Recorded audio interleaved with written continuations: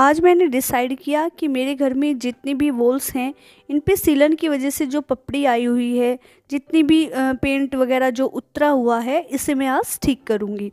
तो उसके साथ मैंने सोचा कि जो मेरे पास पेंट के डब्बे हैं उन्हें भी मैं चेक कर लेती हूँ, ताकि कहीं ऐसा ना हो कि कोई ख़राब हो, सूखा हुआ हो और उसे मैं ऐसे ही उठा के रखे रखूँ। देखिए, मेरे घर में सिर्फ वॉल पुट्टी हुई है, अभी तक कोई पेंट मैंने नहीं कराया है, तो इसलिए पेंट का मुझे उतना यूज़ नहीं होता। तो जैसे मेरे पास ये ग्रीन पेंट था, देखिए ये भी अभी ख़राब हो गया है, और एक ये पेंट था मेरे पास, ये भी ख़राब हो गया है और रखा रखा सूख गया है। तो इन्हें मैं फेंक दूंगी, और अगर इन्हें मैं चेक नहीं करती तो ये चीज़ें मेरे पास ऐसे ही रहती। और देखिए, इस तरह से मेरे घर की लगभग हर दीवार में सीलन की प्रॉब्लम है। ज़रूरी नहीं है कि पानी का कोई लीकेज आसपास से हो तभी ऐसी प्रॉब्लम होती है। मैंने तो अब देखा है कि हर घरों में लगभग इस तरह की प्रॉब्लम अब कॉमन हो गई है। तो इन्हें मैं आज ठीक करूँगी, क्योंकि ये देखने में बहुत गंदी लगती हैं। देखिए, सीलन की वजह से इस तरह से अपने आप से पपड़ियाँ छूटने लगती हैं। जिनके यहाँ पेंट होता है उनका अपने आप ही पेंट रिमूव होने लगता है। तो इसे ही ठीक करने के लिए मैंने इस तरह की मेटल की पत्तियाँ बाज़ार में मिलती हैं, 10 से 20 रुपए के आसपास मिल जाती हैं, वो ली हैं। और इससे मैं क्या करूँगी कि जो एक्स्ट्रा पपड़ी है जो दीवार से अलग हो गई है लेकिन नीचे नहीं गिरी है, उसको मैं अलग कर लूँगी। क्योंकि क्या होगा कि अगर मैं उसको ऐसे ही छोड़ दूँगी तो जब मैं दूसरी वॉल पुट्टी इसके ऊपर पेस्ट करूँगी तो वो अच्छे से पेस्ट नहीं होगी। देखिए, इस तरह से पपड़ी को चेक कर लें, और जितनी भी एक्स्ट्रा है उसको आप मेटल की पत्ती से इस तरह से अलग कर लें। एक्स्ट्रा नहीं खुरचना है, लेकिन जितनी पपड़ियाँ अलग हो गई हैं सीलन की वजह से, वो आप इस तरह से हटा लें। और देखिए क्या होता है, ये मुझे कोई ऐसा जोर भी इसके ऊपर नहीं लगाना पड़ रहा है, अपने आप से छूट जाती हैं। देखिए, ऊपर से ये अपने आप ही छूट रही है क्योंकि ये अलग हो गई है। जब हम दूर से इन्हें देखते हैं तो उतने अच्छे से हमें पता नहीं लगता है, लेकिन जब हम पास जाके देखते हैं तो पता लगता है कि ऊपर से काफ़ी एरिया ऐसा है जो ख़राब हो गया है लेकिन दीवार से अलग नहीं हुआ है। तो देखिए, जितनी ये पपड़ी एक्स्ट्रा हो गई हैं इन्हें मैं इस तरह से अलग कर लूँगी, ताकि जब मैं इसके ऊपर वॉल पुट्टी अप्लाई करूँ तो उसकी फिनिशिंग बहुत अच्छे से आ जाए।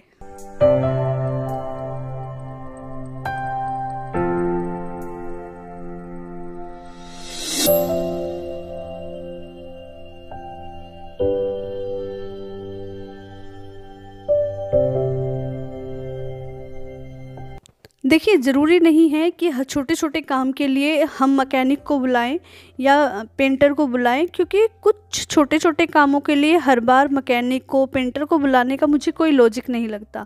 कुछ काम ऐसे होते हैं जो बहुत छोटे होते हैं, ये सब हमें सीख लेने चाहिए। मेरे घर में जब वॉल पुट्टी हो रही थी तो जो वॉल पुट्टी वाले भैया थे, मैं अक्सर उन्हें देखती रहती थी कि वो किस तरह से वॉल पुट्टी अप्लाई करते हैं और किस तरह से वो काम करती है। तो जब वो दोपहर में खाना खाते थे तो मैं क्या करती थी कि मैं एक बार चेक करके देख लिया करती थी जो एरिया छूटा हुआ होता था उसके ऊपर। इस तरह से धीरे धीरे करके मैं अच्छी खासी अब ये छोटे छोटे काम कर लेती हूँ, जिनके लिए मुझे बार बार मैकेनिक की या फिर जो पेंटर होते हैं उनकी ज़रूरत नहीं पड़ती।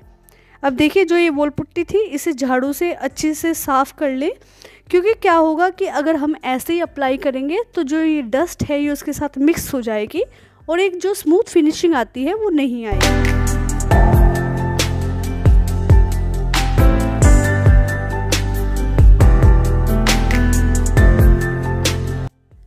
अब अच्छे से सफाई करने के बाद मैंने अपने हाथों को अच्छे से कवर कर लिया है, क्योंकि देखिए जो वॉल पुट्टी होती है वो हाथ ख़राब कर देती है। और मैंने लिया है ये एशियन पेंट की वॉल पुट्टी, जो कि सीमेंट बेस्ड है। कोई स्पॉन्सर वीडियो नहीं है, आप किसी भी ब्रांड की ले सकते हैं, सब वॉल पुट्टी अच्छी होती हैं। तो इसका हम थोड़ा थोड़ा पेस्ट बनाएंगे, क्योंकि वॉल पुट्टी क्या होती है कि 1 घंटा 1.5 घंटे के बाद अपने आप से सूखने लगती है और इसके अंदर लम्स पड़ने लगते हैं। तो इसलिए थोड़ा थोड़ा बैटर हमें तैयार करना है। देखिए, पानी का सच में कोई आपको ठीक से अमाउंट नहीं बता सकती, क्योंकि जब आप खुद से पानी मिलाएंगे तो आपको पता चल जाएगा कि कितनी वॉल पुट्टी में कितना पानी मिलाना है। हमें बस इसका एक ऐसा बैटर तैयार करना है जो ना तो बहुत ज़्यादा पतला हो और ना ही बहुत ज़्यादा गाढ़ा हो। हाथों की हेल्प से इसे अच्छे से तैयार कर लें, कोई लम्स इसके अंदर नहीं होना चाहिए। अब देखिए, जो हमारे पास 2 पत्तियां थी, अभी हमें ज़रूरत पड़ेगी दोनों की, क्योंकि एक पे इस तरह से हमें पुट्टी उठा लेनी है और दूसरे से इसे इस तरह से अप्लाई करना है। कुछ नहीं है, बिल्कुल भी कोई दिक्कत नहीं आती है। बहुत ज़्यादा एक्सपीरियंस की या बहुत ज़्यादा टैलेंट की इसमें कोई ज़रूरत नहीं पड़ती है। और यकीन मानिए करते हुए भी इसे बहुत मज़ा आता है, क्योंकि ये काम कहीं ना कहीं जेंट्स डिपार्टमेंट करते हैं और सबके मन में यही धारणा होती है कि ये हम जो लेडीज़ हैं हमसे नहीं होगा। लेकिन ऐसा कोई काम नहीं है जो हम नहीं कर सकते। ऐसे छोटे छोटे काम हमें खुद कर लेने चाहिए। इससे हमारा एक्सपीरियंस भी बढ़ता है और दूसरे हमारे पैसे भी बचते हैं। तो बिल्कुल स्मूथ सी फिनिशिंग आ जाती है। जब आप 2-3 बार अप्लाई करेंगे तो पता चल जाएगा। तो मुझे करनी पड़ेगी 2 कोट, क्योंकि मेरे घर में कोई पेंट तो हुआ नहीं है, तो वॉल पुट्टी की ही 2 कोट लगी हुई हैं। और फ्रेंड्स, अगर आपके घर में इस तरह से कहीं पे पेंट हुआ है तो आपको क्या करना है कि 2 कोट करने के बाद 24 घंटे के लिए उसको छोड़ देना है।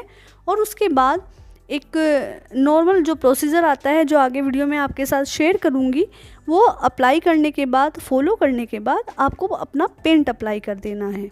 और बस जो काम बाहर से कई दिनों तक अटका हुआ था वो आसानी से हो जाएगा।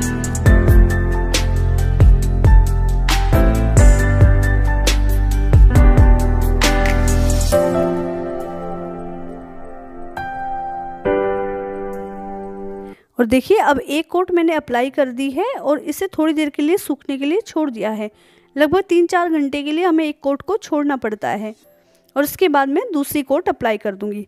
अब देखिए, मेरी जो सोफ़ा था उसके पीछे का जो एरिया था वहाँ पे भी इस तरह की प्रॉब्लम आई थी।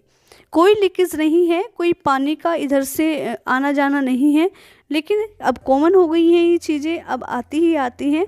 तो देखिए, हम इनसे भाग नहीं सकते और कोई भी इसका फिक्स सॉल्यूशन नहीं है। जितने भी जो पेंटर होते हैं जो कहते हैं कि इसका कोई फिक्स सॉल्यूशन है, ऐसा कुछ नहीं है, क्योंकि थोड़े थोड़े टाइम के बाद ये प्रॉब्लम हमें फेस करनी ही होती है।